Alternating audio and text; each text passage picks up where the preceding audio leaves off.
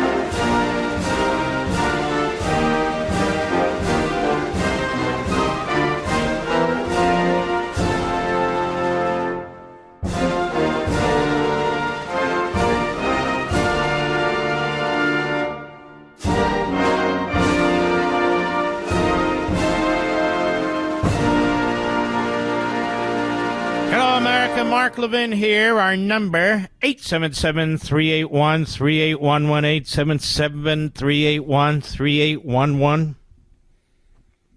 The No Kings protests. Ooh. Mr. Producer, where's the No Queens protest? You know, the No Kings protest, the Democrats who organized this and the radical thugs, the Marxists, the Islamists, the Antifites, the BLMites, a very broad representation of the radical, extreme, nutjob left. And I got to thinking, ladies and gentlemen, they keep saying there were 7 million people out there. I must confess I didn't see that many. And then I thought to myself, well, there's 330 million of us who were not, who had no interest in it whatsoever. Now, if we really had somebody who was violating the Constitution relentlessly, and not only relentlessly, but in ways that was creating a dictatorship,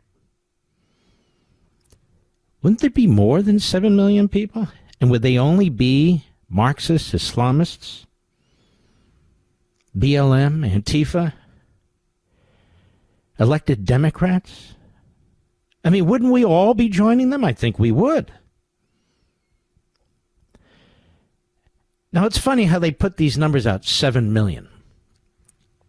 Remember the Tea Party movement, which we were very, very involved in? If this crowd had 7 million, we had 20 million. We had massive rallies all the time. And not just on one day, and certainly not funded by George Soros and other comrades of his who hate America and try to destroy America, as they tried to destroy Britain and try to destroy Israel and the whole West, for that matter. There were many more of us than them. But the media keeps pushing it hard. Our friends at Newsbusters pointed out that they couldn't stop reporting about No Kings protest, whereas the March for Life and other massive protests that we, patriotic Americans, receive almost no attention whatsoever. Whatsoever. Now, I happen to be in Baltimore, where my wonderful wife ran a marathon, and did very well, I might add. And there were other people running marathons. I didn't see any great protest or even a little parade. of the No Kings movement, but there were people who sort of pasted it on their back. Some of them were running. But it is true what the president and others have said. These are like the old-time 1960s hippies. Older than me. They're really getting into it. They were kind of excited about all this. If I could even find them. They were kind of mulling around. There was no mass organized group of No Kings movement in Baltimore. Oh, there were some, please, don't get me wrong. But if that's representative of 7 million, there were not 7 million. Not that I care. Not that I care. This is entirely a Democrat Party concoction, a fiction, along with the most radical kooks in their organizations that hate America. It was a hate America protest of sorts. But in any event, 330 million of us did not participate. And I dare say 329 million didn't even know it was taking place. I thought I'd point that out. Now, I've been telling you behind this microphone day in and day out and elsewhere that the president's use of the National Guard, and in fact, if he chooses the Insurrection Act, is clearly constitutional. Not just based on the Constitution and federal law, but based on prior use by past presidents. A panel of the Ninth Circuit Court of Appeals ruled exactly that just now and overturned a lower court judge. The Ninth U.S. Circuit Court of Appeals ruled that President Donald Trump can deploy Oregon National Guard troops into the city of Portland, delivering a significant victory to the Trump administration. I hate when they write that. That's Fox. But it's not a victory to the Trump administration. It's a victory for America. It's a victory for upholding the Constitution. I told you before, this was never in doubt. If something happens, it's because we have rogue judges who are doing it. But this was never, ever, ever in doubt. It's not even a close call. And yet it was a 2-1 decision on the panel. Judges on the 3-member panel ruled 2-1 to authorize Trump's deployment. Judge Ryan Nelson and Judge Bridget Bade, both appointed by Trump. And I should note that they mention who's appointed by Trump. How many decisions are out there usurping presidential authority in the Constitution, undermining the president, where they mention which president appointed them? I have to go look it up and tell you. But 2 were appointed by President Trump, and 1 by Clinton, Susan Graber.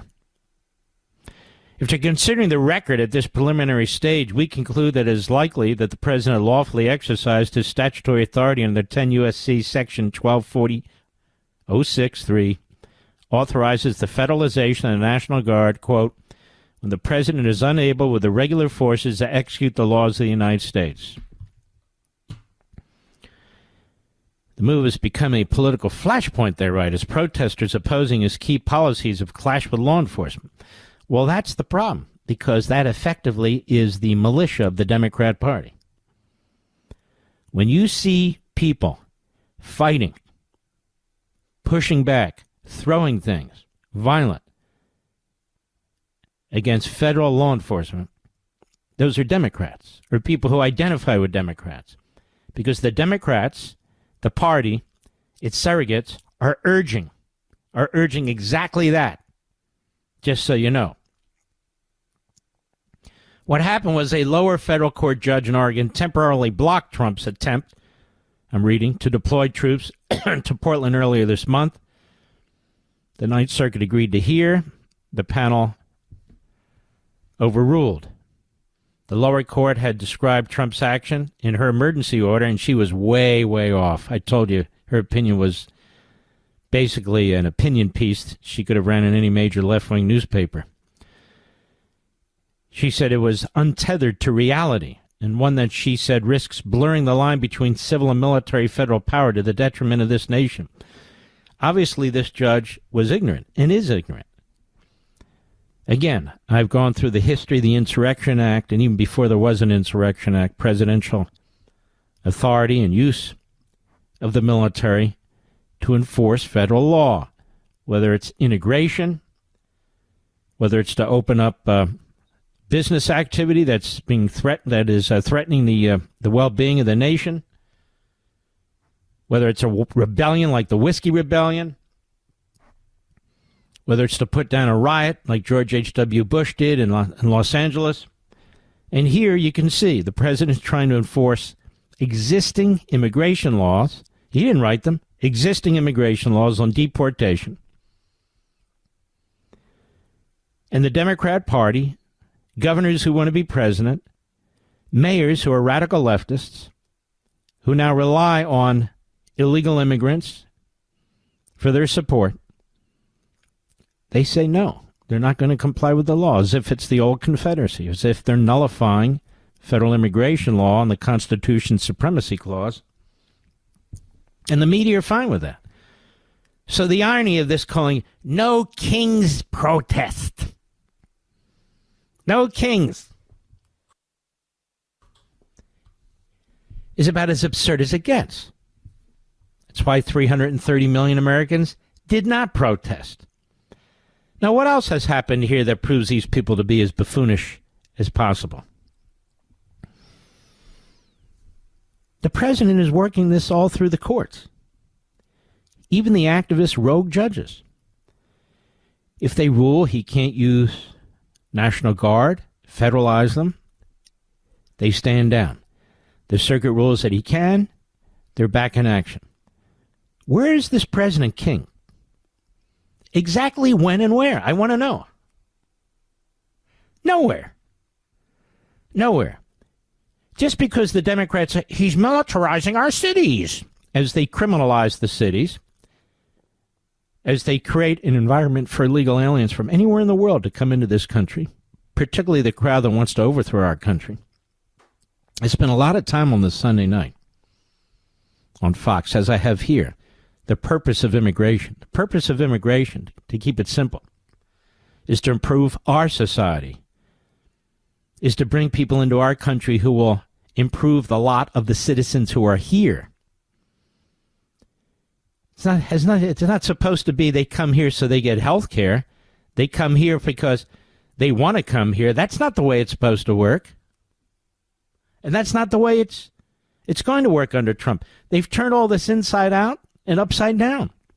Immigration is not for the benefit of the foreigner. It's for the benefit of the American citizen, our society. So if somebody can't contribute, but they're going to immediately be on the dole, in the past they were not allowed into the country. If somebody is going to protest our country, they were not allowed into the country. Now, they have free speech rights under the first, due process, free speech. That wasn't always the case. If you're coming here for the purpose of overthrowing our country, if you're coming here for the purpose of chasing Jews down the streets, or burning the American flag, or carrying the Hamas or the Islamic Jihad or the Iranian flags, you're out of here. You're not even supposed to be here. That's been the position. That's been the position of our government and our country for over 200 years, until the 1960s. Just so you know.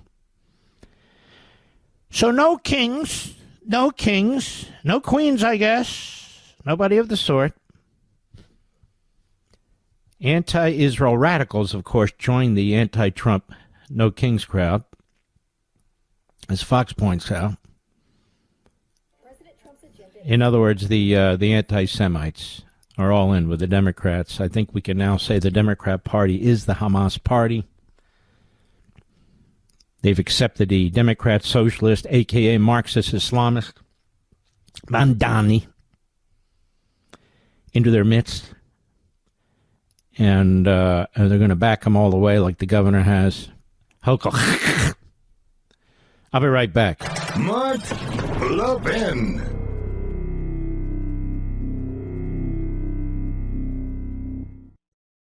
Folks, I have a question for you. Do you believe America's best days are still ahead? With the 250th anniversary of the signing of the Declaration of Independence coming up in less than a year, my friends at the Heritage Foundation are taking stock of the current situation, and they need your input. They've launched a survey on America's future to gauge how Americans feel right now about where we are as a nation and where we're headed in the next 250 years. You know, for decades, your American values have been under attack, but now, with President Trump's administration in office, we have an opportunity to turn the tide and usher in a new golden age for America. But the Heritage Foundation needs to hear from you. What policies do patriots like you most care about? What do you believe are the defining principles of America? What legacy do you believe we should pass on to the next generation? Please visit heritage.org/Levin today and share your feedback and help shape the future of America. That's heritage.org/LEVIN. Paid for by the Heritage Foundation.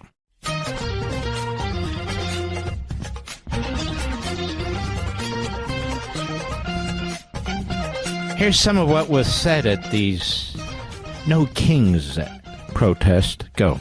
You gotta grab a gun. We gotta turn around the guns on this fascist system. These ICE agents gotta get shot and wiped out. The state machinery, that's a full display right there, has to get wiped out. For a birthday present, what do you hope happens? You know, you wake up tomorrow morning. I hope that I see the obituary that we're all waiting for tomorrow. That's what I hope for. Yeah. you wishing that President Trump is dead? Yes, absolutely. Okay. Absolutely.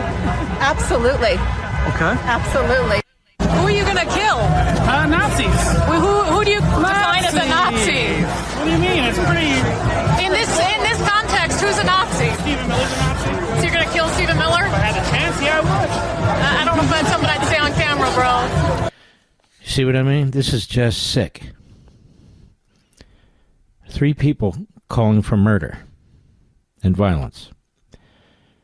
You won't see this on network TV. You won't see this on most cable TV stations. This is the party, this is the movement that seeks the violent overthrow of the United States.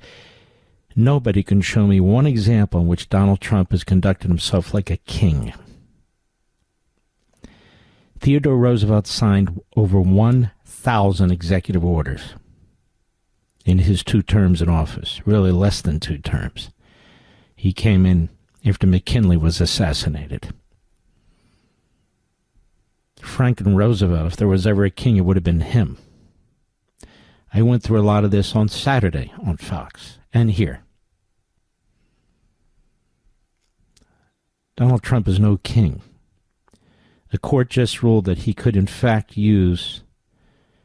federalize the National Guard or the regular army to bring order. And he still hasn't triggered the Insurrection Act. He's going to have to at some point, in my humble opinion, which was passed in 1807, long before he was president, and used 28 times, and not by him. These people want the cities to burn. These people want the country overthrown. These people want to see assassinations. They want to see people murdered. It's just incredible. They'll keep bringing up January 6th, but look at this. Look at this. You heard it. You heard what they said. And the language that the Bernie Sanders has used, and the AOC uses, and Cory Booker uses, and Christopher Murphy uses, go right down the line of the Democrat Party and their national leadership. They use vile language that is intended to bring violence.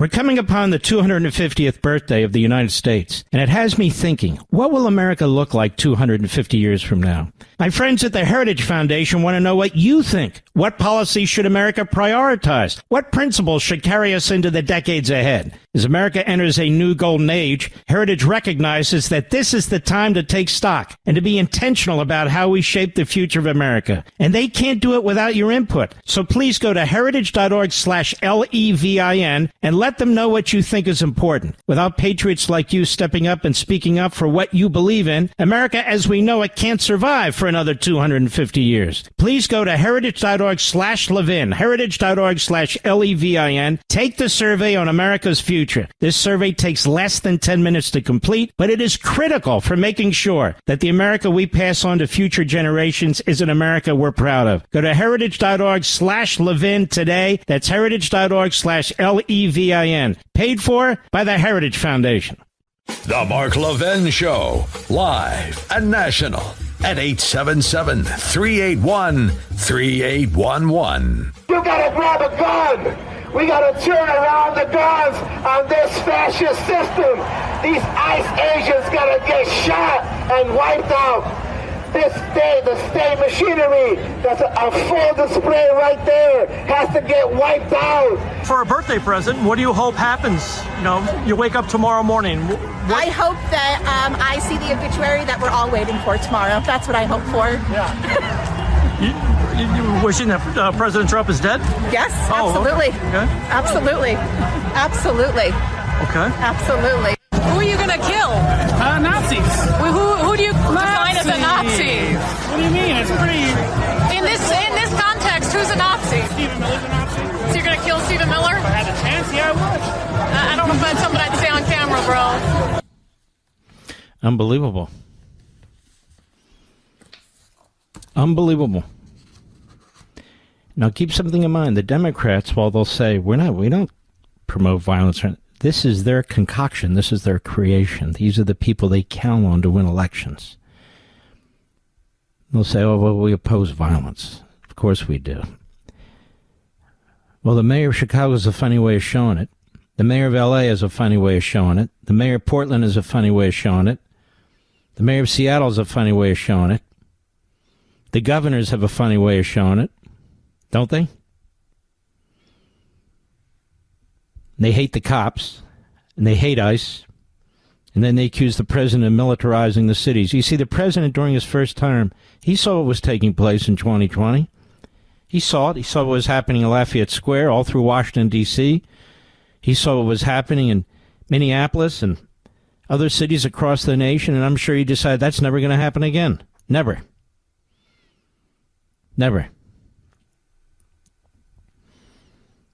Mike Johnson on ABC's This Week. Cut one, go. So it's not about the people, it's about the message, it's about the ideology. And I will stand here every Sunday and talk with you about the dangers of Marxism and socialism and how it's led to the... Finally, we have a top politician who uses the word Marxism. And the president uses Marxism and communism. And that's thanks to you and me, because we kept pushing this as of a few years ago. The progressives. I wrote American Marxism. I said, stop calling them progressives. That's what they call themselves. I understand that. But that doesn't explain who they are and what they are. They are Marxists, and they've tailored and customized their Marxism for our country. And they have defined it through race and other issues. It's the whole book. Go ahead. The people in the 20th century alone. It is a dangerous ideology, and it is anti-American. It goes against everything that we stand for. But you're not saying that this is all of the Democratic Party. It's not all of the people who are out there. I mean, it kind of reminds me of Hillary Clinton said... Yeah, no, it doesn't remind me of Hillary Clinton at all, moron. And, of course, he didn't say everybody. We know exactly what he's talking about, and that's the typical sort of foil point for a moron who hasn't thought this through and hasn't read anything. Well, you're not saying everybody's a Marxist, are you? No, of course he's not. But John Carl's not saying anybody's a Marxist. Go ahead. Supporters, or half of them, as the basket of deplorables. I've never said that. I never called out. I never said it was the whole Democratic Party. But you and I have to acknowledge the reality. Wait a minute. So this is the modern Democratic Party. It is, because look at the evidence. Look at what's happening in New York. They're about to elect an open socialist Marxist as the mayor of America's largest city. There's a rise of Marxism in the Democratic Party. It's an objective fact, and no one can deny it. We lament that. We decry it. We're trying to call it out because I want to make sure the next generation of Americans understands that is a dangerous road to go down. That's part of our calling. I think part of our responsibility as elected servants of the people. This man is very important. You know, he was a litigator. He was a lawyer in the conservative movement. He told me he used to listen to this program a lot and so forth. It doesn't matter. I'm saying he's articulating the right arguments. He's explaining the right words. You have him, and then you got fat slob Steve Bannon. They haven't built a chair wide enough to fit that fat ass. Out there attacking again the Jews and Netanyahu and so forth, giving the Islamists and the Marxists everything they want. That clown has really no difference between him on key issues than Mamdani or Bernie Sanders, or for that matter, Hamas. Disgraceful. Disgraceful. More on him another day. More Mike Johnson makes more great points. Cut 2, go. So let's start with the No Kings rallies. You called these Hate America rallies. What do you mean by that? Well, that collection of folks that I listed were certainly part of it. We congratulate them on a apparently violent free speech exercise. I was a First Amendment lawyer for 20 years. We defend that right. But the irony of the message is pretty clear for everyone. If President Trump was a king, the government would be open right now. If President Trump was a king, they would not have been able to engage in that free speech exercise out on the mall, by the way, which was open because President Trump hasn't closed it. In the last shutdown, 2013 era, President Obama closed the National Mall. It closed all the national parks, didn't allow people to engage in all this. So, I mean, they needed a stunt. They needed a show. Chuck Schumer needs cover right now. He's closed the government down because he needs political cover, and this was a part of it. There you go. Exactly. I said at the opening, where's Trump been a king? Where? I'd like to know where. How? How is that possible? That Trump's been a king. He hasn't been a king on anything. Hasn't been an authoritarian on anything. Period. You want to hear a Stalinist?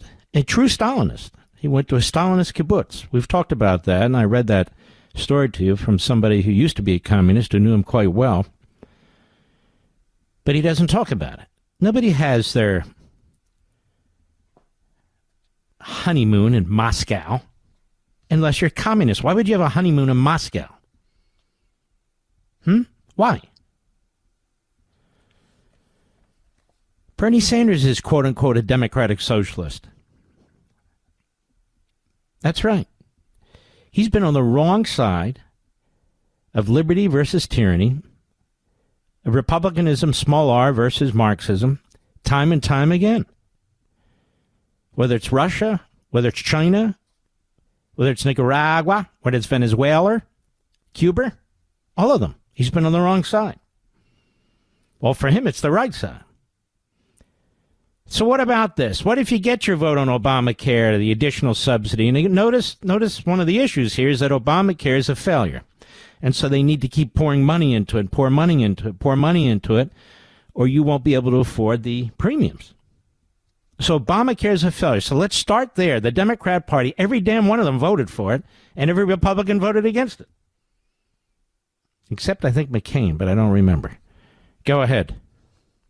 Majority Leader Thune has offered Democrats a vote to extend Obamacare subsidies if they just agree to end the shutdown. Are you on board with that just to get this over with? No, because that would not get it over with. I want to see the shutdown ended tomorrow. Got a lot of good, decent, hardworking federal employees not getting their paychecks. That is not right. But I want to explain to everybody really what's at stake, because I don't know that people are clear about it. As a result of Trump's big, beautiful bill, which to mine one... So let's stop. So this was supposed to be a continuing resolution, not another vote on Trump's big, beautiful bill. Right? And so they are, quote unquote, shutting down the government until they can reverse key provisions of the bill that was passed.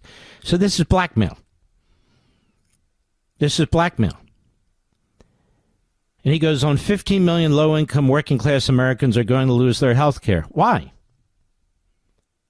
Because of Obamacare. Because Obamacare is a failure.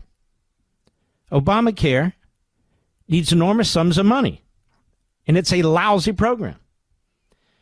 The Republicans are saying we do need to look at this.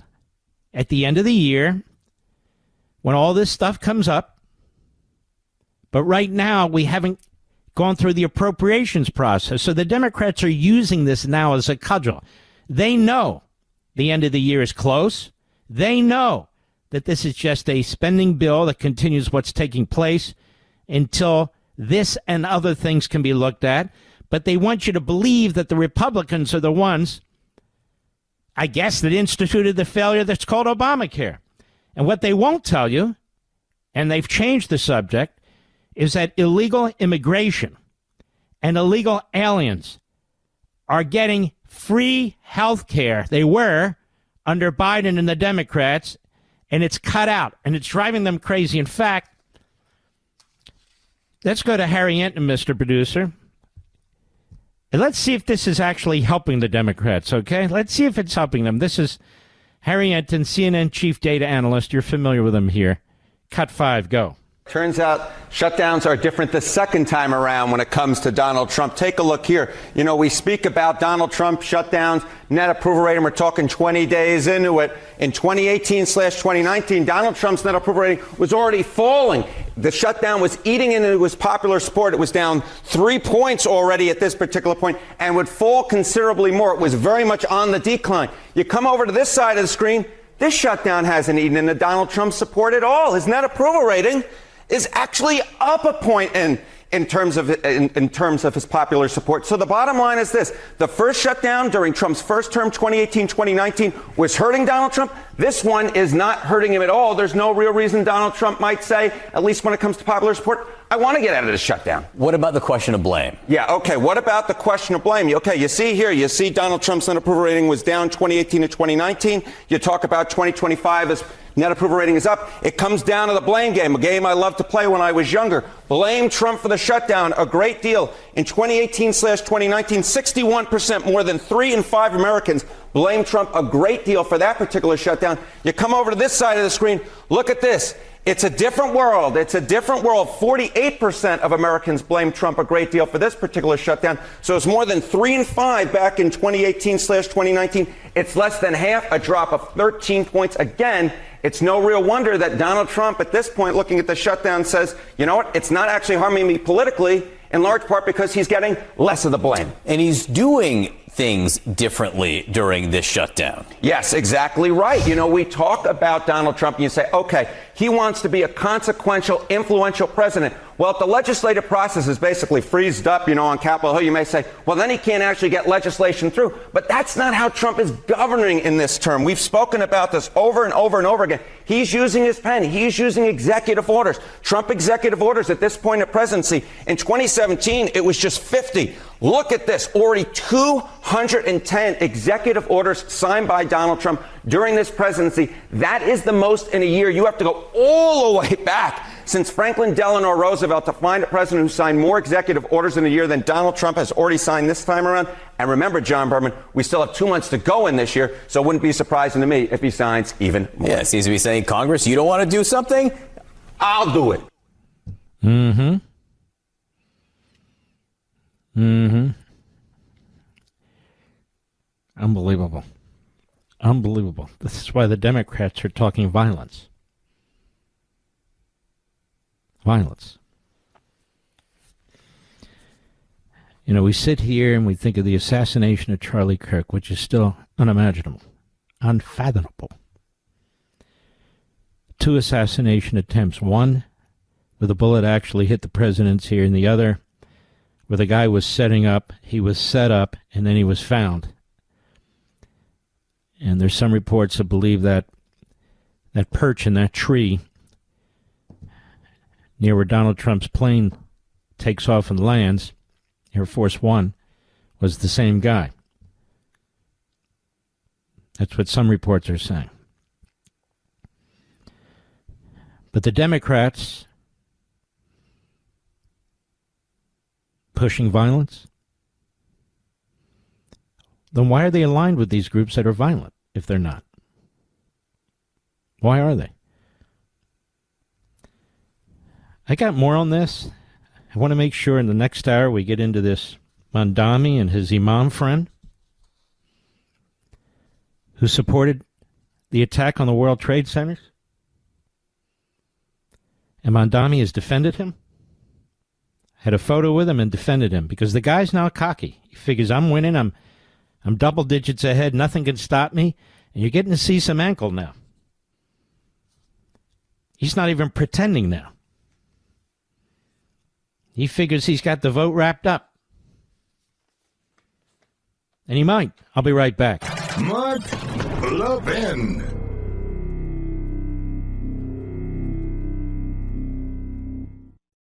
Folks, I have a question for you. Do you believe America's best days are still ahead? With the 250th anniversary of the signing of the Declaration of Independence coming up in less than a year, my friends at the Heritage Foundation are taking stock of the current situation, and they need your input. They've launched a survey on America's future to gauge how Americans feel right now about where we are as a nation and where we're headed in the next 250 years. You know, for decades, your American values have been under attack, but now, with President Trump's administration in office, we have an opportunity to turn the tide and usher in a new golden age for America. But the Heritage Foundation needs to hear from you. What policies do patriots like you most care about? What do you believe are the defining principles of America? What legacy do you believe we should pass on to the next generation? Please visit heritage.org/Levin today and share your feedback and help shape the future of America. That's heritage.org/LEVIN. Paid for by the Heritage Foundation.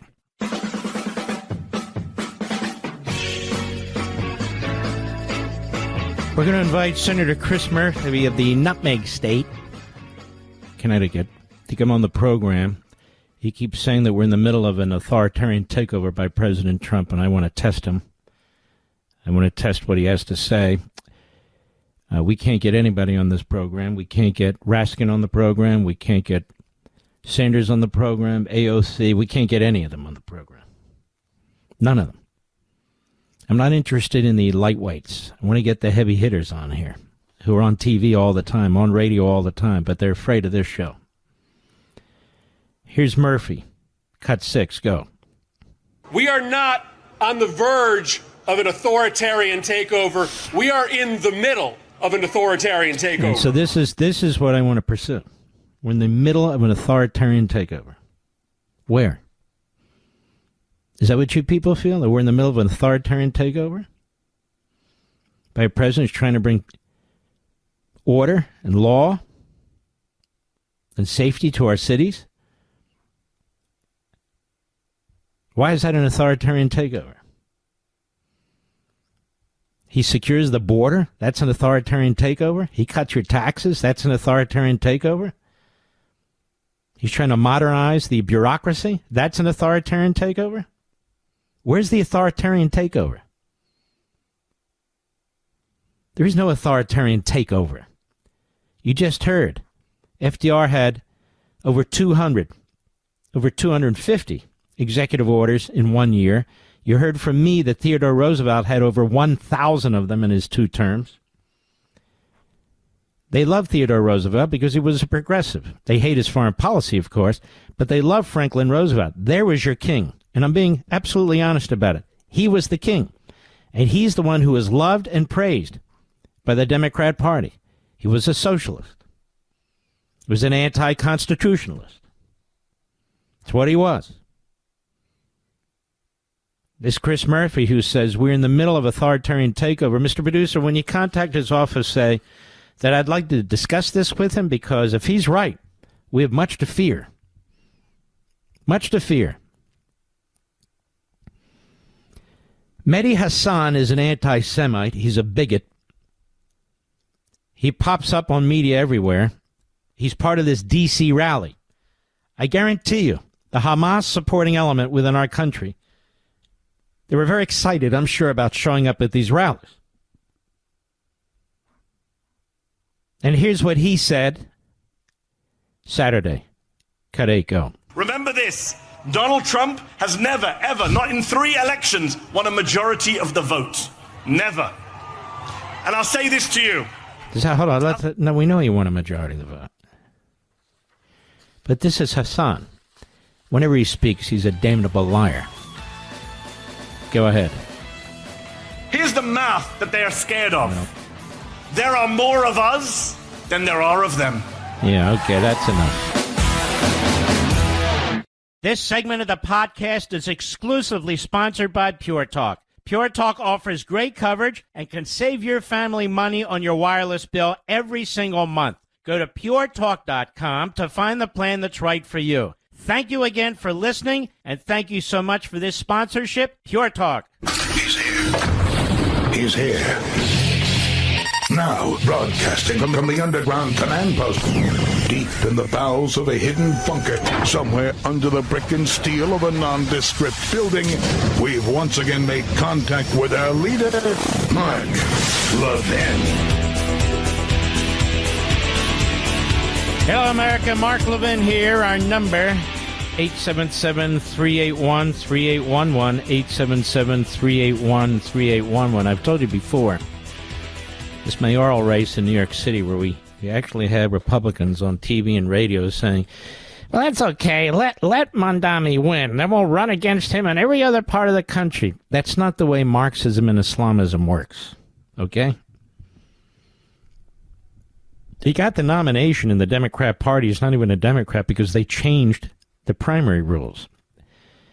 And then they didn't change it for the general election. In other words, the system was in the fix for him when nobody was looking. And this is going to spread. I want you to think of this country in 50 years. It's frightening, isn't it, Mr. Producer? Truly. 50 years. I want you to think about this. This guy, I said he will be our first pro-terrorist mayor. Now listen to me carefully. I don't play games. You got to be bold when you're confronting something like this. It's not Islamophobia. That's their trick. That's what they throw around. If it walks like a supporter of terrorism, if it talks like a supporter of terrorism, then it's a supporter of terrorism. And not just in this campaign, but before his campaign, he's drenched in this. His father and mother are drenched in this. And you would think New York City, that got hit so badly on 9/11, and also the bombing of the Twin Towers, that this would be better understood in New York City than anywhere else on the planet. Certainly anywhere else in the country. But apparently not. Apparently a lot of conservatives and Republicans have already left. But do you really have to be conservative and Republican to understand when somebody's supporting Hamas, a terrorist-supporting imam, globalizing the Intifada, meaning terrorism against the Jews in America? Really? Apparently so. Apparently so. And I'm going to get into this, but before I do, I've really been struggling with this. Very, very much. Curtis Lee was a friend of mine. I've known him for 25 years. He is a fantastic person and would be a fantastic mayor. He'd be a fantastic senator, a fantastic governor, a police commissioner, you name it. But the numbers aren't there, Mr. Producer, are they? They're just not there. Now, I'm thinking if I were in Curtis's shoes, I would have some circumspection. I would be thinking about this. I would do whatever I could electorally to stop this man, this Mamdani. Anything I could, even if that meant, in my case, stepping out of the race.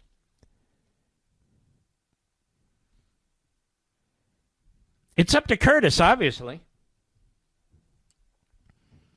He's run a fantastic campaign. He's a very principled man. Wonderful, wonderful guy. But he needs to take a close look at this. It is not up to me to tell him what to do. But I can say as a friend, he needs to think seriously about this.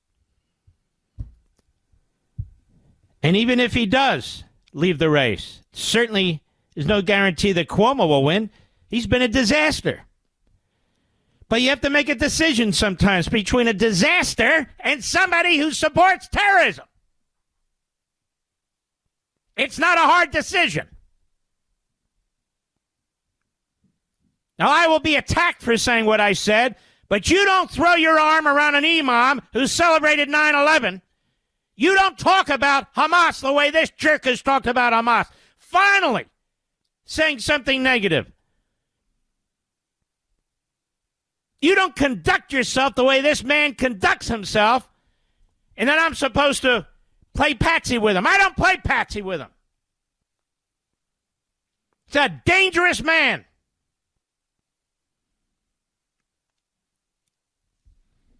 Shameful. Where's that cut, Mr. Producer, from the... This cut is from a young man who's an ex-Muslim. And I want you to listen to him. About Mamdani practicing taqiyya. I've told you about taqiyya. I've written about it in my book on power. We've had Zuhdi Jasser on here, one of the finest men I've ever known, a Muslim. He talks about taqiyya. What is taqiyya? Taqiyya is that these Islamist jihadis are authorized to do whatever they have to say, lie, pretend they're Westerners, whatever they have to do, even in violation of the Quran and Sharia law, if it means destroying the West. That's who this guy is. It's who he is. Let's take a listen. Cut 16, go. I think Mamdani is practicing taqiyya. 1,000%. 1,000%. He's presenting dude, the as Muslims are laughing at you guys. Like, this is the funniest thing. Like, dude, give it 50 more years, entire New York's gonna be Muslim, and then before you know, it's gonna be Sharia courts, and then like y'all are. It's like it's like shooting yourself in the foot. Like I can't even believe. And like you see Europe. You look at Europe, it's happening right now, and then you're like, oh, let's just do it here in New York. Like, it's like, no, like, you have to stop. Like, obviously, taqiyya is working, and they're doing an amazing job at it, and they're fooling everyone. Like, and all the Muslims are, like, so happy that's happening. Like, this is the best thing that could happen in Islam. And he's going to win. Although that's enough. Although there's some Muslims who are not happy about that, and I'm going to get to that. They know exactly who this guy is, exactly who he is, and exactly what he's doing. Meanwhile, the New York Slimes that covered up the Holocaust, the New York Times that has more times than not taken the position of Hamas. Fake photos, fake casualty numbers. What a lousy corporation. What a disgusting corporation. They're all behind this guy. All behind him. The governor of New York, a phony and a fraud and a fink. She's behind this guy. Because Democrats, not all, but Democrats in leadership positions, they only want power. That's all they care about. They hate America. They hate the Constitution. I wrote a book on that, too. I want you to listen to this. Let me get this so I can actually read it. Hold on one second, folks. The hell did I put the damn thing? Right here. Ready? Here we go. Democratic Socialist. I don't know why the New York Post does that. Marxist-Islamist, that's what he is. Zohran Mamdani finally broke his silence Sunday over his relationship with allegedly terror-tied Imam Siraj Wahaj, whining over the controversy. Mamdani, who earlier in the day had smiled, waved, stayed silent over the controversy. What's the controversy? Threw his arm around the guy, praised the guy, almost gave him a wet kiss. He says the same imam met with Mayor Bloomberg, met with Mayor de Blasio. And, no, it's not the same thing. For all I know, he met with me. That's not what we're talking about, right, Mr. Producer? We're talking about Mamdani shares his belief system. And I'm not talking about Islam. I'm talking about terror. Terror. New York City. On 9/11 hit. Thank God for the FDNY. Thank God for the NYPD. So he's at war with them. Why would you disarm in New York City when you know you're a constant target of the enemy? Unless you embrace the enemy. This guy's no moderate Muslim. He's no reformed Muslim. He's no any of those things that Zuhdi Jasser and I discuss. He's way out there. The same imam met with Mayor Bloomberg, met with Mayor... We're asking why he met with you and why you threw your arm around him and why he endorses you and you endorse him. We're asking why the Qatar royal family supports you, the biggest perpetrator of terrorism, including 9/11. You. And you want to arrest the Prime Minister of Israel if he comes to New York, but you don't want to arrest anybody else. Tell me, will you arrest the leadership of Hamas? Those moderators during that debate, pathetic, absolutely sickening. He says, it's because of my faith. That's the only reason they bring it up. No, jackass. It's because you're an Islamist Marxist. That's why people bring it up. Because you've said many things in the past that are concerning a whole lot of people. That's why they're bringing it up. Muslim Islam extremist. Let's read this part from the New York Post. This guy acts like he represents all of them. Muslims are blasting Zohran Mamdani's association with Imam Siraj Wahaj, warning that it could fuel radical extremism. I'm particularly concerned to see mosques, used as political rallying platforms, says Dalia Zada, a Muslim scholar and fellow at the Institute for the Study of Global Anti-Semitism and Policy. She told Fox News, by embracing Wahaj, Zohran Mamdani is sidelining moderate Muslims and normalizing an extremist ideology. She said it tells the broader American public that those aspiring to lead this country have forgotten what extremist ideology once did in New York's skyline. Well, I haven't, and you haven't.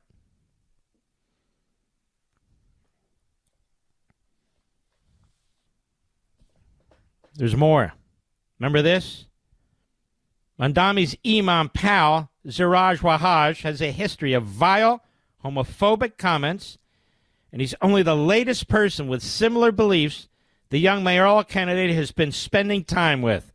Wahaj, a prominent 75-year-old Brooklyn imam, once called on followers to intimidate the LGBT community into becoming straight and joining Islam. This is a disease of this society, he said in a sermon in 2017, advising followers to defend against these homosexuals. No matter how much the American government and the Canadian government legislated in their law that it's acceptable, it will never be acceptable by the Muslims, he said. And you know, brothers and sisters, he said, you know what the punishment is for a man is found with another man? The Prophet Muhammad said, the one who does it and the one whom it is done to, kill them both. I'm telling you, folks. You heard a number of these individuals I played for you, the clips, at this No Kings thing? No Kings thing? And this guy Mamdani hangs out with the lowest of the lowlives. And he has said horrific, vile things.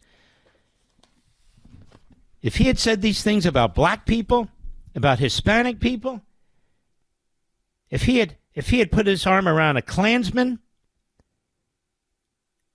I mean, there'd be no end to it. But apparently it's okay with the Jews. It's okay to say anything and do anything. It's all right. This guy is bad, and bad over. And notice he's endorsed by Bernie Sanders. What a sick old bastard. And AOC and the rest of the Marxist-Islamists. The rest of them. Tlaib, Omar. No, I mean, how much more? How much more are we supposed to pretend otherwise or be cowed into not speaking out? You have to say at least one thing from me. I speak out, and I call it as I see it. The New York Post, which is urging Sliwa to drop out, they have a poll that says if he does, it's 44% Mamdani, 41% Cuomo. It's what they say.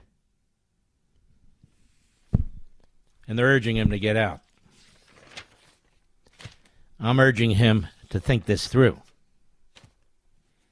He'll decide on his own. Think it through. If it were me, I'd get out. It's not me, Curtis, it's you. You'll make your own decision. But to me, this guy has to be stopped. Yeah. Every vote matters. Every damn one. It's just the fact that we've reached this point. Here we have an editorial from the New York Post, what I was looking for. Embracing terror. What hubris. Zohran Mamdani seems so convinced he is the mayor's race in the bag, he's happily embracing the most extremist elements of his coalition. How else to explain, his Friday visit to Masjid at-Taqwa, the Bedford Mosque of Imam Siraj Wahaj, which the candidate freely publicized on Twitter, X. Prosecutors list this imam as an unindicted co-conspirator in the 1993 World Trade Center bombing, as several of the plotters were members of his mosque. He even publicly defended the conspirators, insisting the FBI and CIA are somehow the real terrorists. Boy, that sounds like some of the nut jobs on the hard right, doesn't it, Mr. Producer? We call them podcasters, influencers. He also testified in support of Sheikh Omar Abdul Rahman. Remember him? The infamous blind sheikh linked to multiple terror attacks and convicted in the 1993 plot to bomb multiple New York City landmarks. This imam testified on his behalf as a character witness, and this jackass running for mayor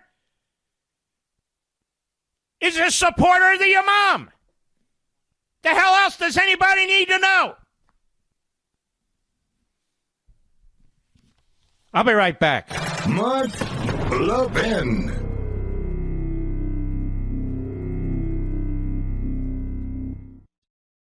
There's a reason I'm proud to say Pure Talk is my wireless company, because they don't just talk the talk, they walk the walk, especially when it comes to supporting our veterans. This month, Pure Talk is choosing to support Canines for Warriors, an incredible organization that rescues and trains dogs, then pairs them with veterans struggling with PTSD. These are men and women who serve with honor, but when they come home, their brotherhood and support network they had in the military too often disappears. Canines for Warriors steps up to fill the gap, giving these heroes purpose, companionship, and healing. That's exactly why Pure Talk, a veteran-led company, supports them. Choose a wireless company that shares your values, and with talk, text, and plenty of 5G data for just $25 a month, you could also be saving a ton of money. Go to puretalk.com/Levin to make the switch today. Again, go to puretalk.com/LEVIN and switch to America's wireless company, my wireless company, Pure Talk.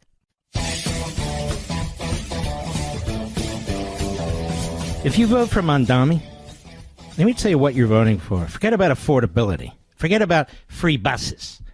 Forget about government-run grocery stores. You are voting with people who are voting for the destruction of your city. You're voting for a candidate who embraces an imam who celebrated the World Trade Center bombing in 1993. You're voting for a candidate who celebrated the Intifada, which means terrorism against innocent citizens.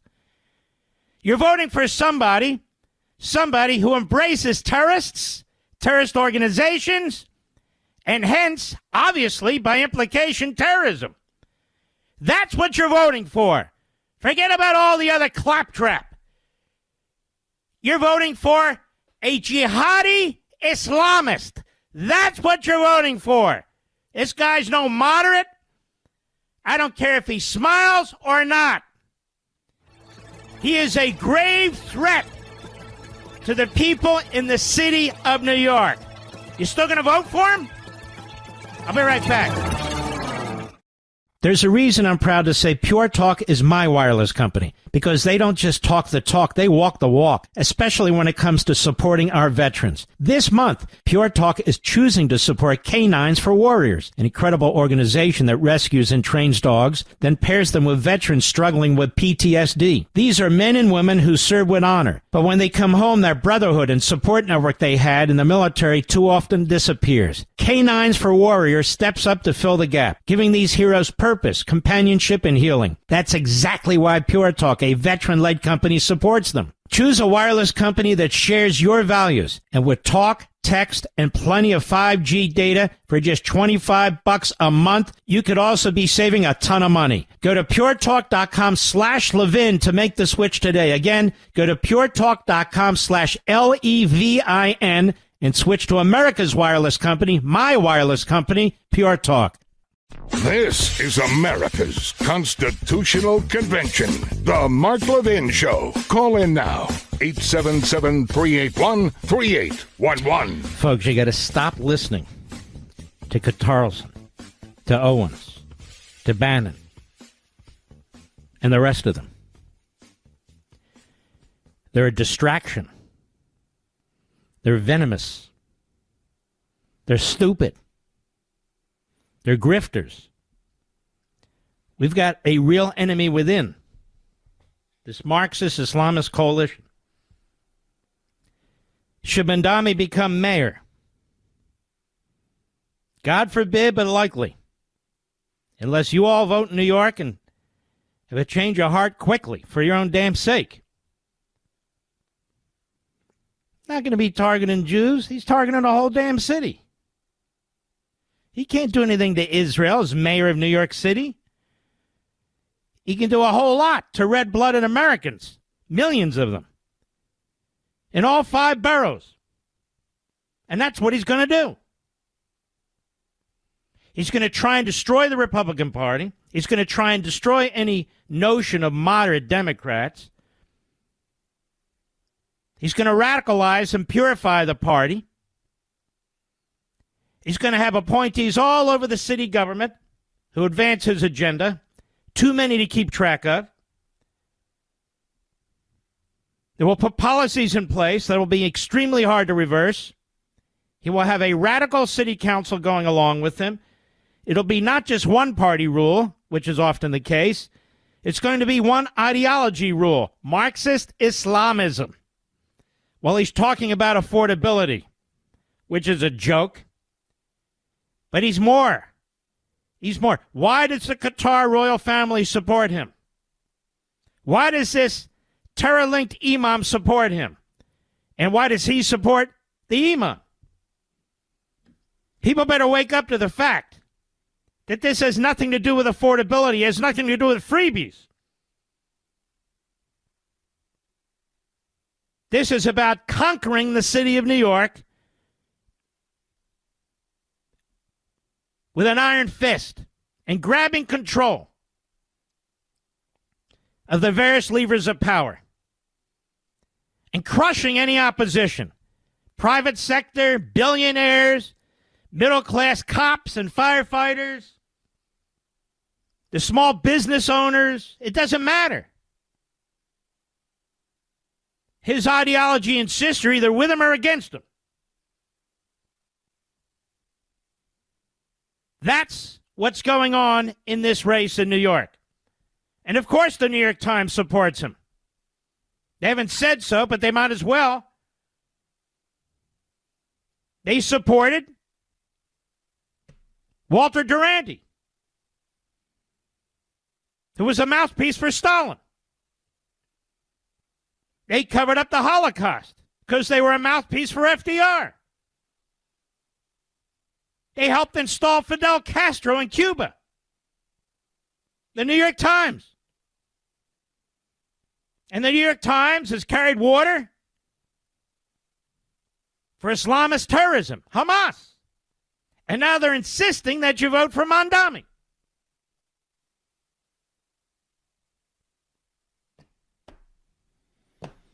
I mean, it's so cut and dried, so black and white, it's just sickening. It's sickening to me. Absolutely sickening to me. And no, these Republicans who say, it's okay, let them win and what? These are punks. These are buffoons. These are people who do nothing for the country.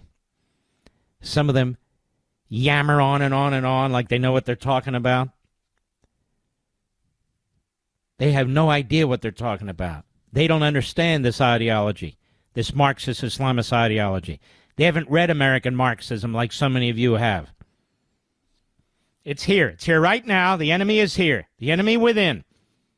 They've all but taken over Britain and France and much of Europe. And slowly but surely, the United States.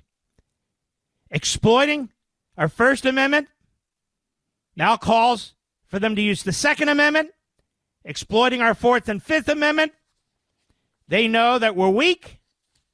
We have a media, a self-hating media that hates the country, that hates the president. They see it. I see it.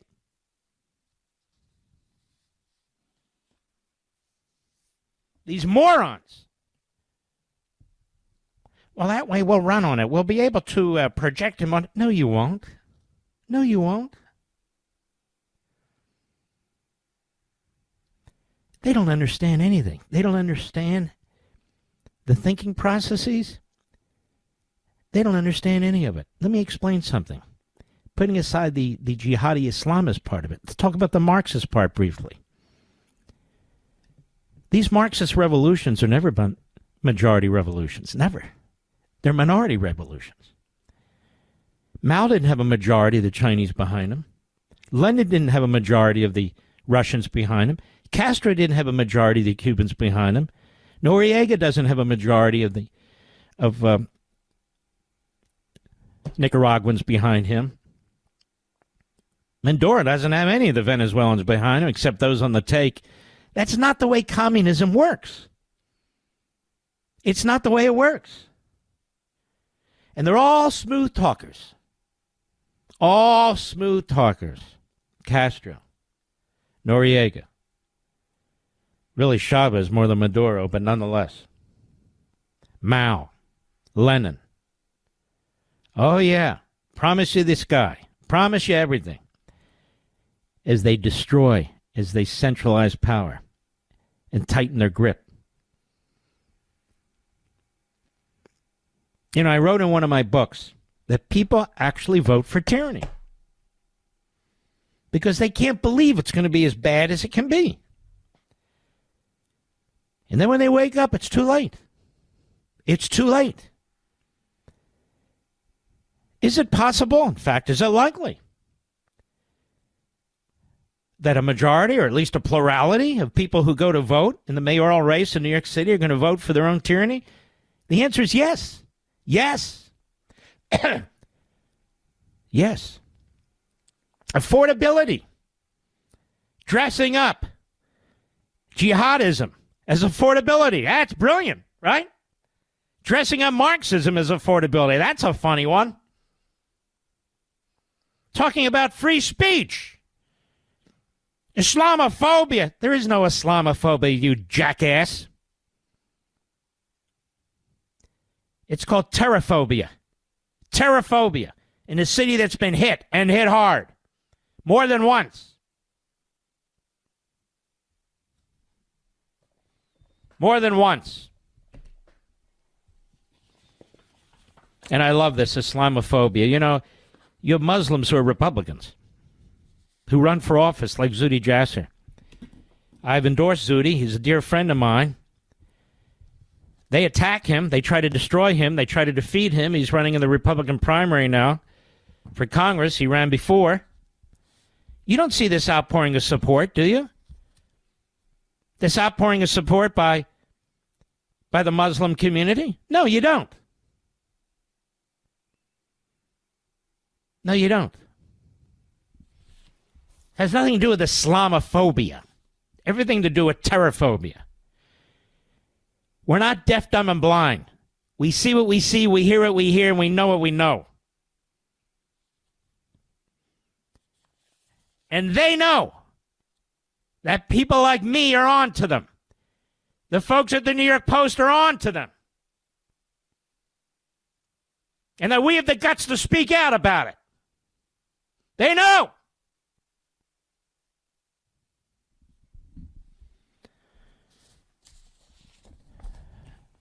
The kings. We don't want kings. What a distraction. What a joke. Trump is Hitler, he's authoritarian. What a distraction. What a joke. The people who want power at all costs, are the Marxist-Islamists. Now the Democrat Party that embraces them, that counsel them for support. The Democrats rallying around Mamdani. Because they want power. That's all they care about, that party. That's all they think about.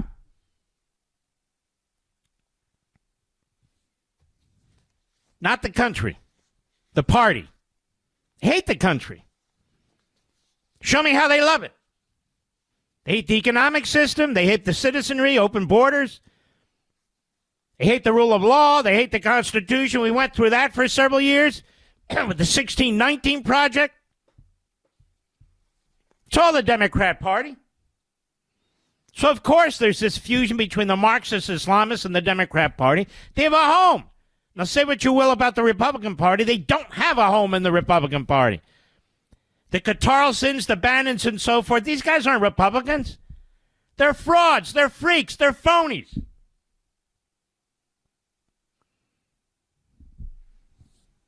A complete distraction, doing a grave disservice to this country. Grave. I'll be right back. Mark Levin.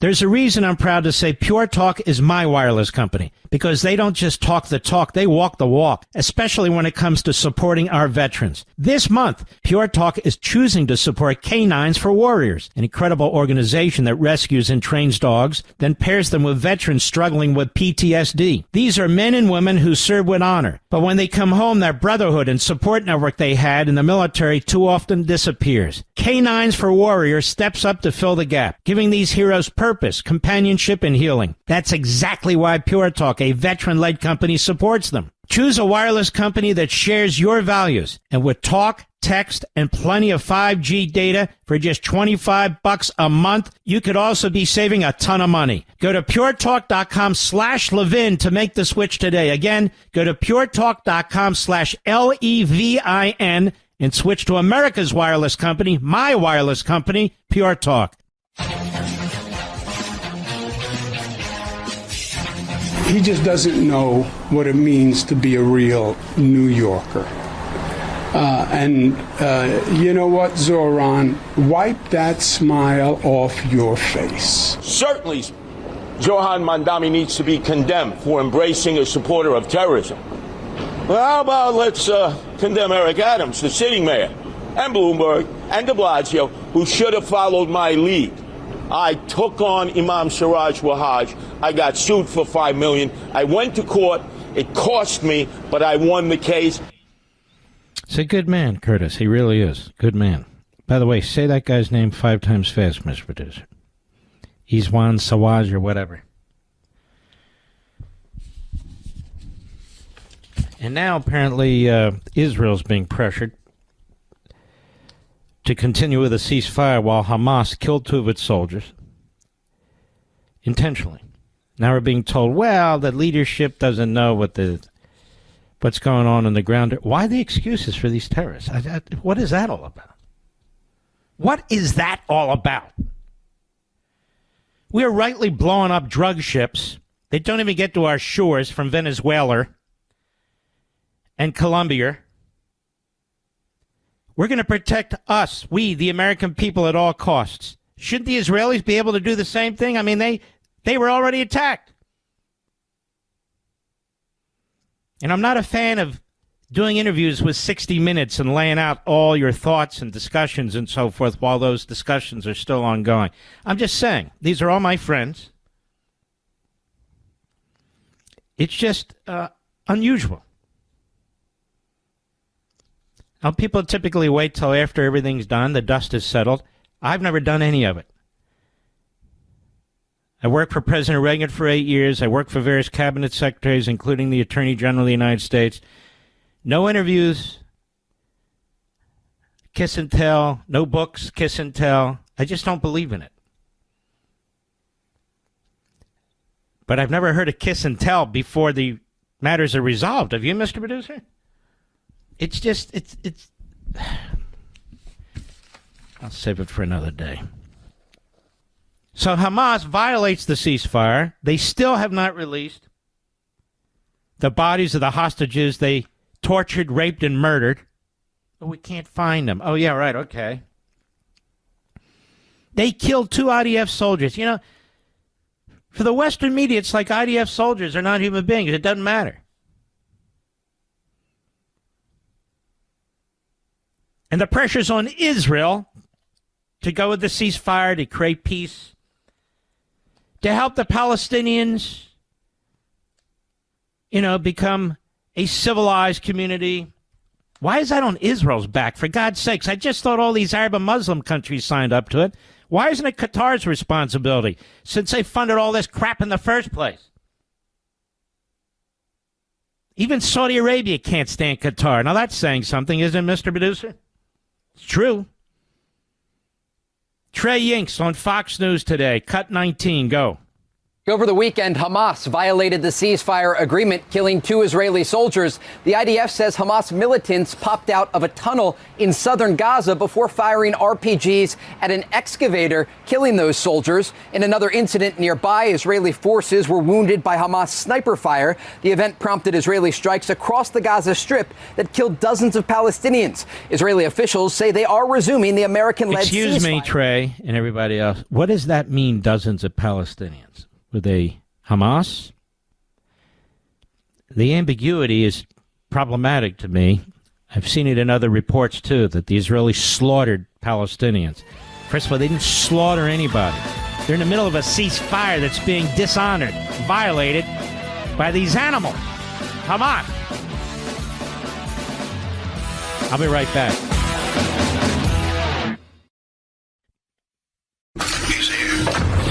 He's here. Now, broadcasting from the underground command post, deep in the bowels of a hidden bunker, somewhere under the brick and steel of a nondescript building, we've once again made contact with our leader, Mark Levin. Hello, America. Mark Levin here. Our number, 877-381-3811, 877-381-3811. I want to read one paragraph to you from the Washington Compost Metro section. Ex-NSC employee faces charges by Salvador Lorenzo. Advisor to Defense State Departments allegedly violated the Espionage Act. An advisor to the Defense and State Departments known as a leading expert on Indian and South Asian affairs has been charged with violating the Espionage Act by retaining more than 1,000 pages of records with classified markings at his home. And the FBI raided his home in Vienna, finding hundreds of pages with classified markings in the basement, according to court records. And he was charged with unlawful retention of national defense information and so forth and so on. You see, ladies and gentlemen, this is pretty much what Bolton did. And you'll notice there's not one word from a single Democrat, even though this is in the Washington, D.C., the favorite left-wing newspaper, The Compost. Even though Bezos is allegedly trying to do something about it, and I understand it's better than it used to be. I don't read it much. But that said, these cases are brought. And they're brought for a reason. And you'll notice not a single Democrat has defended this person. Not one. Not one. Now, I don't know if this is true or not. They'll have their day in court. But that's not my point. My point is that people are charged with violating the Espionage Act. Now, what's interesting, as I've told you this before, I don't think a president can be charged with violating the Espionage Act, period. I don't believe that's constitutional. And we have our former federal prosecutors who fancy themselves constitutional experts. Of course, they're not. They can have an opinion, which, of course, they can. but everybody has an opinion. Everybody has an opinion. There's a piece here in one of my favorite Washington, D.C. papers, the Washington Times. And this gentleman who wrote this, a columnist, basically has said what I said. Stop listening to Candace Owens. But it's not just Candace Owens. It's Tucker Carlson. It's Third Reich Bannon. A fraudster. Confessed. A confessed felon. Ripping off little old ladies. And that guy's filled with more conspiracy theories and hot air, the bloated one. But he's not alone. Comedians that are not so funny, like Dave Smith. There's a whole list of these reprobates. But Everett Piper, there's a columnist over there, says, last week I posted the following to all my Facebook friends, to all my followers. I've been asked by a few of you why some of your comments about Candace Owens have disappeared from my Facebook threads. The answer is simple. I've deleted them. I went on to say my Facebook page is akin to my living room or kitchen table, and I will not let my house be used to foment anti-Semitism, period, full stop. I said, what, months ago? Stop paying attention to this woman. She's unhinged. Why, I don't know, and I don't care. She's a whack job, and she's not the only one. We have real enemies within that are doing real damage, and they're on the precipice of winning a mayoral race and really advancing their cause, which is not our cause. Their cause is incompatible with our cause. And still, the Jew hatred, the Israel hatred, the Netanyahu hatred, it's a mental illness. I then concluded, here's my bottom line. If you're prone to support the rancid Jew-baiting bigotry of people like Ms. Owens, I will block you. I don't apologize for this. I'll say it again. This is my house, and I will not let rude conspiracy-peddling gossips spoil a party that they weren't invited to attend in the first place. Why do I feel this way? It's quite simple. Ms. Owens is either a shameless grifter who will say just about anything to get more clicks, and again, you can fill in the blank there with Bannon and Carlson and others, or she's a flat-out moonbat. Candidly, I'm not sure which, but either way, her anti-Semitic frothing at the mouth has no place in polite society. And then he goes to list some of the poison that she spewed from her mouth. I had her on with Katie Pavlich many years ago, early on in Life, Liberty, and Levin in the studio. Pleasant, decent, funny, brilliant. Nothing like she is today. The opposite of everything I just said. Nothing.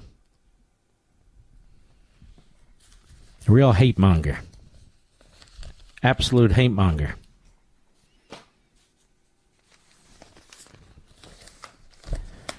Today I did what I do rarely. I bought all these newspapers. Every now and then I'm in the mood just to go through them for you, not for me. And here's a headline on the front page of the Washington Compost, under the fold. U.S. Jews increasingly say they are hiding their identity in a country where they believe they continue to face significant anti-Semitism and where slightly fewer than 1 in 5 feel safe, a Washington poll finds. Now, if that were true of black Americans, Asian Americans, Hispanic Americans, fill in the blank Americans, any other American, it wouldn't be tolerated. It wouldn't be tolerated, not for a minute. And you know I'm right. The nation's 6 million Jewish adults are also skeptical, listen to this, of President Donald Trump's campaign to fight anti-Semitism. How is it that in the second paragraph of the Washington Post, on the front page under the fold, that the president who's done more to fight anti-Semitism throughout the country, more to defend the state of Israel, is in the second paragraph of an article on Jews and anti-Semitism. How's that possible? I mean, shouldn't it be Bernie Sanders in here? Or Mamdani? Or Tlaib or Omar? Shouldn't it be any one of almost all the Democrats in the Senate and House? How is this even possible? How preposterous is this? Utterly preposterous.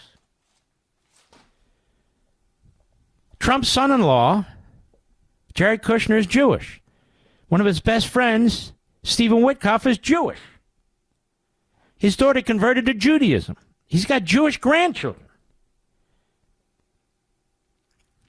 He was in a city that had many Jewish commercial real estate developers. His father provided the facility for $1 to an Orthodox Jewish community that was looking for a synagogue. He gave him the building. How is it possible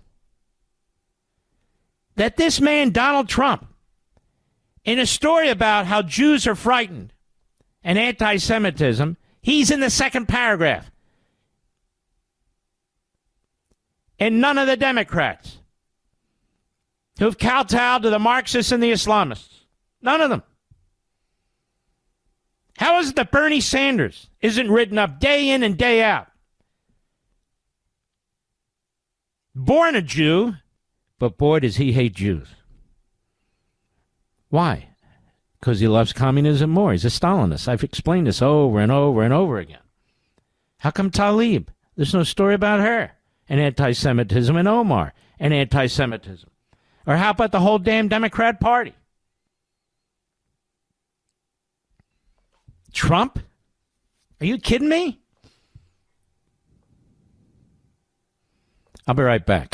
Mark Levin.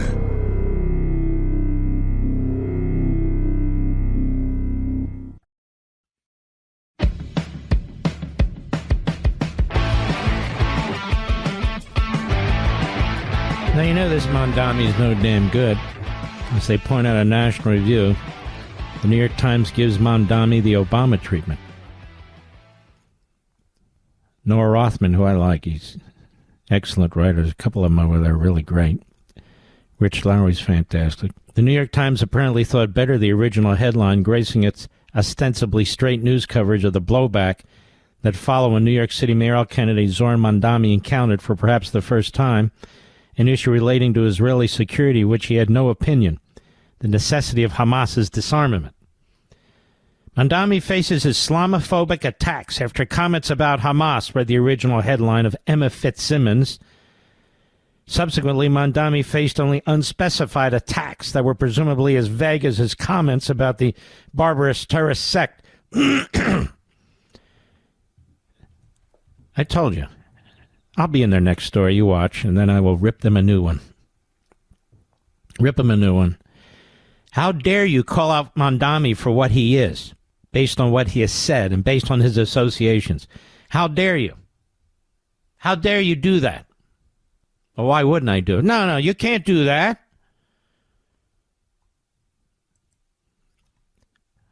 Siraj Wahaj and Yabba Dabba and the rest of the dudes. 1993 World Trade Center bombing. You know who prosecuted that case? Certainly one of them was Andy McCarthy. It's a great privilege to have led a terrorism prosecution of historical significance. In the early to mid-90s, he writes, I think our prosecution of the blind sheik and other members of his jihadist cell laid bare in a way nothing else in the pre-9/11 era did, the Sharia supremacist ideology that fuels our enemies. And God knows that he's been right about this. It showed the jihadists' determination to hit us catastrophically in our homeland, and it powerfully illustrated the folly of making prosecution in the criminal justice system our government's main strategy for quelling what is essentially a military challenge, most of whose operatives plot from overseas, where our courts and law enforcement agencies lack jurisdiction. I'm very proud of what the U.S. Attorney's Office, Southern District of New York, achieved in that case. Because of my position, I'm also very fortunate to get the credit. All right, on and on and on. A recurring figure in this history is Siraj Wahaj, longtime firebrand leader of the Islamic community centered around the Al-Taqwa Mosque in Brooklyn, where he hosted the Blind Sheikh for lectures in the early 90s. At the time, having just been permitted to immigrate to the U.S. in a colossal government snafu, Abdul Rahman was a hero among Sharia supremacists for having issued the fatwa, that is, the Sharia law edict, that approved the 1981 murder of Egyptian President Anwar al-Sadat for the crime of making peace with Israel. He similarly claimed credit for approving Sayyid Nosair's 1990 murder of Rabbi Meir Kahane at a Midtown hotel. Wahaj is in the news again because on Friday he huddled at the Taqwa Mosque with Zohran Mamdani, who's heavily favored to win next month's New York City mayoral race. The Post piece revives a claim I've refuted a number of times over the years, describing Wahaj as an unindicted 93 World Trade Center bombing co-conspirator. The Post, the city's right-leaning tabloid, to which I occasionally contribute, is editorially speaking vigorously opposed to Mamdani. So am I. He's an avowed socialist, Marxist, whose policy ideas are insane. He'd be a ruinous mayor. The Post is fair in describing Wahaj as a terrorist apologist. In fact, he testified as a defense witness at our trial. But we did not allege that he was an unindicted co-conspirator in the 1993 World Trade Center bombing or in the seditious conspiracy and bombing conspiracy charges in the indictment. I believe he's addressed this, he says, multiple times. He's going through it. In conclusion, I think it would be entirely appropriate for voters to consider Siraj Wahaj is the company Zohran Mamdani keeps, but it's inaccurate. Okay, he's not an unindicted co-conspirator. Got it. Let's see.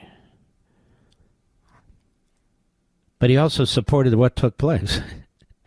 He also testified in defense of the key perpetrator. So he was not an unindicted co-conspirator. Okay, we got that. He's still a piece of S. POS. Everyone knows what that means, don't they, Mr. Producer? Yes. He still is what he is. Mm-hmm. Mm-hmm. Let's see. We have at the Blaze Media, liberal actor compares Mamdani to Jesus and Martin Luther King Jr. Imagine that, Mr. Producer. In bizarre CNN panel moment, this is why CNN is dead. Constipated News Network, nobody watches. I don't even know why people go on there. Now, what's this guy's name? I don't even know who the hell this guy is. Fogelsang? Have you ever heard of Fogelsang, Mr. Producer? Far-left New York City mayoral candidate Mamdani is getting bizarre praise from a liberal actor known for offending Christians. Of course, actor John Fogelsang told a CNN panel that the socialists, why do they keep calling him a socialist? Marxist or communist? That those policies were far closer to the teachings of Jesus Christ than those of other candidates, and then compared Mamdani to Martin Luther King Jr. Really? What an a-hole this guy is. Mamdani had just participated in a heated debate with former New York Democratic Governor Cuomo and, of course, Curtis Sliwa. Mamdani says he wants to seize the means of production, objected panelist Brad Todd. Mamdani is, in his policy, so much closer to the actual teachings of Jesus, said the moron actor. Did he say that or not? Did he say seize the means of production? He did. Oh, the means of production from what? In Manhattan? What? Falafels? Fogelsang joked. And they go on. Mm-hmm. Mm-hmm. Mamdani was hammered by Cuomo and Sliwa and so on. Tell you.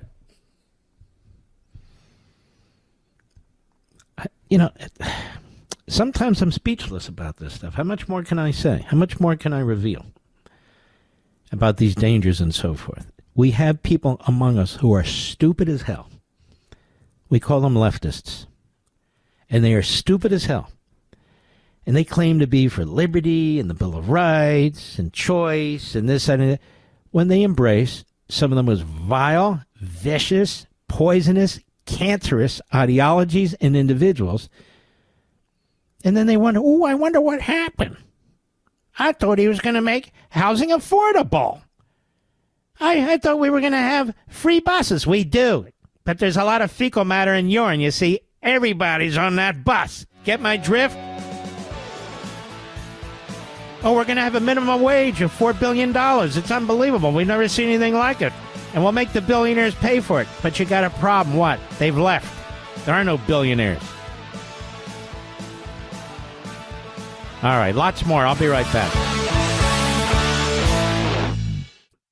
This is the home of America's founding. Call in now, 877-381-3811. We don't screw around here when there's so much at stake either. I understand what happened at the Louvre. A horrible, horrible robbery took place. It is horrible. And they're going to destroy, I hope they don't, but they're going to destroy these precious jewels that are really evidence of history, reaching back in history. History is very important to us. 4 punks, who the hell knows who they are, what the hell they're up to. Media treats it like, it's like a movie. No, it's worse than that. That country's history is under attack. It's bad enough that the immigration has destroyed it, but now it's symbols of history. But how many times can we discuss that? We've got an ongoing problem in our own country. All right, let's take a couple of calls here. Let's go to Tico in South Carolina. Tico on the WORD. WORD, our affiliate there. How are you? I am doing wonderful, and I so appreciate you taking this call. I don't know if you understand how many people really appreciate what you do. And I know that you don't like really hearing this, but you are a crusader in the best way. And I don't know, am I pronouncing it right if I say shalom ubraha? Yes, you are. Ahi? Yes, you are. Wow. Okay, do well, that again? I'm not claiming to speak shalom ubraha ahi. I love it. Well, now I'm going to be accused of starting a war somehow. You got to be careful now. Well, let me tell you, anything anybody says these days starts a war. And I just want to encourage everybody who listen to you to do their own research. Do your own crusading. Do your in the right way, and appreciate what men like you are doing. And I can't imagine what it must have been like to be in the same room with Ronald Reagan. I saw the other night on YouTube, I'm getting a little bit off subject when I told that wonderful call screener. The other night, 1975, on the Johnny Carson show, Ronald Reagan, and it gave me goosebumps. I was 5 years away from graduating from high school at that time. Ronald Reagan was the first president I was ever able to vote for. And you let me, just about a month ago, you let me read an article about my dad, who was a fighter photographic pilot in World War II. Oh, right. And I'm never going to forget that. I don't want to get emotional or anything like that, but you are an incredible individual. Wow. And the other thing I wanted to say is that I used to live between 8th and 9th on West 46th Street back in the early 90s. My landlord was Elliot Jordan, and he was famous for selling a castle to the Japanese in Manhattan. And the guy was so wonderful, but let me tell you this also, he was a big Clinton fan. Yeah. And I didn't blame him for that. When I got there, we watched Johnny Carson sign off. It was his last show, and I was together with Elliot in his apartment. I'm a retired professional classical ballet dancer, and now I drive trucks. And I appreciate what you say about truck drivers, too. And don't you ever not realize how we love you every time you mention truck drivers. We love hearing you talk about your parents. We love hearing you talk about your dogs. We love you. And I don't want to take any more of your time. Well, you're a sweetheart. I appreciate it. And I appreciate the truckers, because we'd be starving to death without them. That much I know, and it's a tough job. Very tough to be away from home. You're a great guy, Tico. You take care of yourself, brother. God bless you. Let's go to Jason, Milford, New Jersey. How are you, Jason? Mark, how are you? Good, thank you. Can you hear me? Yeah, I got you. Good. So I just wanted to ask a question that I've been thinking about. I listen to 77 all the time. Mamdani being 33-year-old, questionable origin, is there any question that he is potentially a foreign agent? Like, I could pull up definitions of it, but it acting in foreign interests, unbeknownst to American values, all this stuff. Like, is there any correlation? I mean, it's conceivable, or he could just be a, Marxist-Islamist who wants to destroy America, whether we use the nomenclature foreign agent or not. It's a foreign ideology. It's incompatible with the American belief system and value system. It's incompatible with our founding, which is why they keep saying that Donald Trump's an authoritarian. Donald Trump doesn't believe in the Constitution, because they're projecting. They're propagandists. They use language, like I said in Chapter 4 of On Power. So he may not be formally a foreign agent per se, but he's certainly doing the bidding of ideologues, Marxists and radical Islamists who hate the country. No question in my view. But there's no justification to discredit his run as acting as a foreign agent, right? There's no direct Well, you evidence. can say whatever you want. I mean, it seems to me he's discredited his own run. I mean, his associations, his statements, his beliefs, the money flowing in. I think what you're referring to, the money flowing into his mother from Qatar and the support of the Qatari royal family, there is that connection. That's problematic. But don't you know we're all supposed to love Qatar now? Yeah, love Qatar. They're perpetrators, but they're mediators. Go ahead. Real quick, when defending myself, my Republican views with others who claim we're Nazis, and then now Mamdani is a socialist. First of all, anybody who calls you a Nazi, walk away and never talk to them again in the rest of your life. Well, they don't, but they defend that hill, let's call it. They say anyone who's a Republican is a fascist, Nazi, all this stuff. But I believe it was called the National Socialist Party, wasn't it? Yes, I do. I can quote facts, but so it's so funny. Where is the line drawn? Like, Republicans are always nice. Look, let me help you out psychologically and every other way. Don't try to figure these people out. We need to defeat them. We need to be activists. They're mentally unhinged. They embrace a foreign ideology. If you don't love this country, you're out of your mind. I don't care who you are, what your background is, what's happened to your ancestors, and all the rest.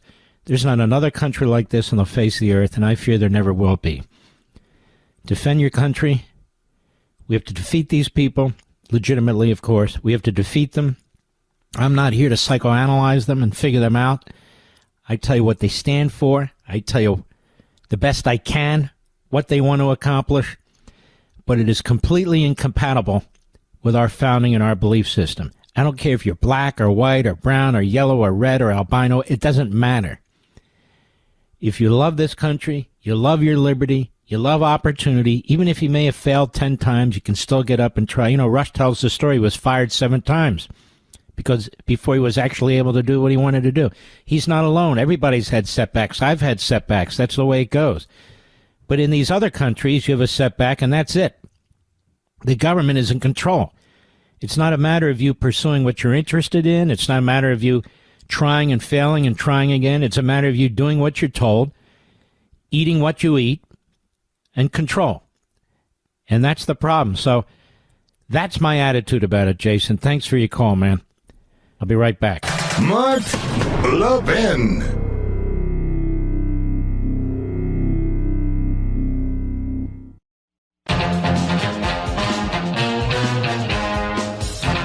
From the Blaze, a Fox News report found millions of dollars went to an organizer of the protests. Remember No Kings? Left-wing billionaire George Soros, this guy is a problem, has reportedly been funding foundations that financially support the No Kings protests against President Trump. Liberals and others opposed to the president, worse than liberals, and their protest. Fox News reports his Soros Open Society Action Fund gave a $3 million grant to an organization named Indivisible. The website for the Open Society Foundations described the 2-year grant as supporting the group's social welfare activities. See how deceitful this is? They do this because they have a certain tax status. That's one of the bases for investigating them, whether they're abusing that tax status. That group is, quote, managing data and communications with participants, unquote, for the No Kings demonstrations. The Fox News report found that Open Society Foundations had granted more than $7.61 million to the organization orchestrating the protests. Quote, we support a wide range of independent organizations that work to deepen civic engagement through peaceful democratic participation, a hallmark of any vibrant society and a right protected by the Constitution, wrote a statement from their spokesidiot. Our grantees make their own decisions about their work consistent with the law and the terms of their grant agreements. That's not exactly how it's supposed to work. The grantor can't just step away and pretend they have no role in this. They know exactly what they're funding. They know exactly what they're funding. Ted Cruz said there's considerable evidence that George Soros and his network are behind funding these rallies, which may well be riots all over the country. But even if they're not, Democrat Minority Leader Chuck Schumer said he will attend the protests against Trump and his policies. The president's right. These people are lunatics who seek to rip apart America. Or as I put it, these are 1960s hippies. Oh, yeah. Many of whom are quite wealthy these days. They're certainly very comfortable. And we don't want a king. We just want a communist dictator. That's all. Yeah, okay. All righty. Let's go to Tony, Clifton, New Jersey. Tony, are you there? Yes, Hello. sir. Hi, Mark Levin. How are you? Tony, I'm good. How are you? When I heard, I'm very good, thank you, especially since I get to talk to you. When I heard Speaker Mike Johnson and Majority Leader Thune speak recently of the threat of the Marxists in our government, etc., like you noticed, I had never heard those words before. And I have been leaving them a message for months saying, which I'll say to you, and I'll remind them again. Our former presidents, we had President Lincoln, who observed the ironclad oath of office. God love him, who said he didn't want any of the Confederates in the government. And also President Eisenhower had his Communist Control Act, where he didn't want any communists in his government. And I thought, why don't we take the next step forward? We know they're in our midst. We know they're messing up every vote, every meeting, every hearing. They are there to sabotage. Why are they still here? Let's look to Presidents Lincoln and Eisenhower. And that's my thought for tonight. I love it. The problem is we now have one of the major political parties that will never agree, because that defines one of the major liberal political parties. So you're going to have trouble getting a statute passed. But I agree with you 100%. It shouldn't be over the top to expect some level of allegiance to the existence of the nation, to its founding principles, you know. And yet, apparently it is, because we have a party that's trying to destroy them, literally. I mean, Bernie Sanders talks about the Constitution, but he hates all the men who wrote it and ratified it. So he's full of crap. I know he's full of crap. So are most of them on the left, as a matter of fact. Well, Tony, I appreciate your call. Thank you, my friend. Tony's good. You're all good. So let's tell you about this Soros Foundation. They're going to need to get to the bottom of it. This guy seeks to destroy countries. He funds these radical left-wing groups to take our country down, to take Israel down. He tried to take down Britain. This guy doesn't get to get away with this stuff. You know, they say, we don't want our billionaires. This is the one billionaire Bernie Sanders never criticizes. Have you noticed that? Well, there's a handful of them that fund all this crap. And you might say, why would a billionaire do that? Well, why wouldn't he? He's got a billionaire. He's got billions of dollars, and he's power hungry. Power hungry. So it's not enough to have billions of dollars. Power is what drives these guys. Power. Well, folks, thanks for being here. We salute our armed forces, police officers, firefighters, emergency personnel, our truckers, the men and women in Ukraine. All that reporting that Trump really screamed at Zelensky. Trump says, no, I didn't. Zelensky said, no, he didn't. All of our brothers and sisters in Israel, we have your back, too. Kill Hamas. Kill them. I'll see you tomorrow.